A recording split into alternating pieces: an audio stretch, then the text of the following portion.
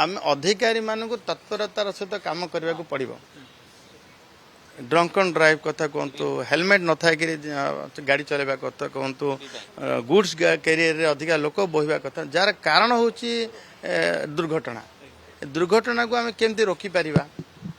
अचिरे मनुष्य जीवन चली जाऊँगी अटकेवा केमती तो आमको एनफोर्समेंट करने को पड़ो एवं जो जो बलवत्तर नियम को पूरा कार्यकारी करने पड़ो से आम टार्गेट देइथिलु जे 2025-26 टार्गेट थिला आमको 13,21,000 टार्गेट थिला एति ई चैलेंज कटिबा आवश्यक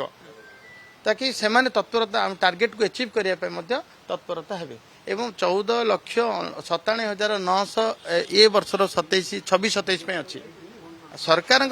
लक्ष्य नुह लोक जरिमाना आदाय करवा सरकार लक्ष्य हूँ लोक अमानिया किसी लोक समस्ते नियम पालन करूँ सड़क सुरक्षा प्रति ध्यान दिंतु एवं दुर्घटना जमी एड़े पारे से काम करूँ सर आप ईवी गाड़ी व्यवहार कथा अधिक कहते किंतु ईवी जो गाड़ी किणुचे तार इंटरेस्ट भी हम कि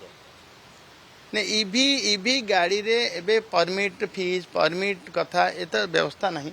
आमे चिंता करूँ ईवी जो कंपटीशन हो ईवी गाड़ी आनिला परे जाकू जो बस मैंने जे बस टी चलाऊँच तार आगे पछरे करूछंती एवं व्यवसाय तार क्षति होची ताकू आखि आगे रखी श्रृंखलित भाव करने ताकू आमे परमिटर व्यवस्था करने करूँ एवं ताकू सब्सिडी ईवी सब्सिडी कथार आमे दौचु ईवी सब्सिडी कथा जमती कि 1.5 लाख टंकार गाड़ी को 1.5 लाख टंकार गाड़ी को आमे तार सब्सिडी जो दौलु ता सब्सिडी को आमे बलवत्तर रखिबो ताकू आमे 26 पर्यंत 26 मार्च पर्यंत 28 को ताकू अवधि को बढ़ाऊँ एवं ताकू 2 व्हीलर रे 3 व्हीलर रे 4 व्हीलर रे एपरिक आपण 1.5 लाख टंका लाइट व्हीकल दिया 20,000 30,000 दिया 2 व्हीलर रे एवं ताकू जदि आपण 30 लाख टंका पर्यंत मध्य ईवी गाड़ी नेले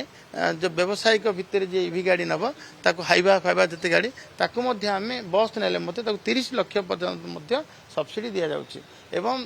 ए सब्सिडी को आउरी ठीक भावे श्रृंखलित भाव परिचालना करी ईवी गाड़ी समस्ते कन्वर्ट करंतु ईवी किणत प्रोत्साहन करें।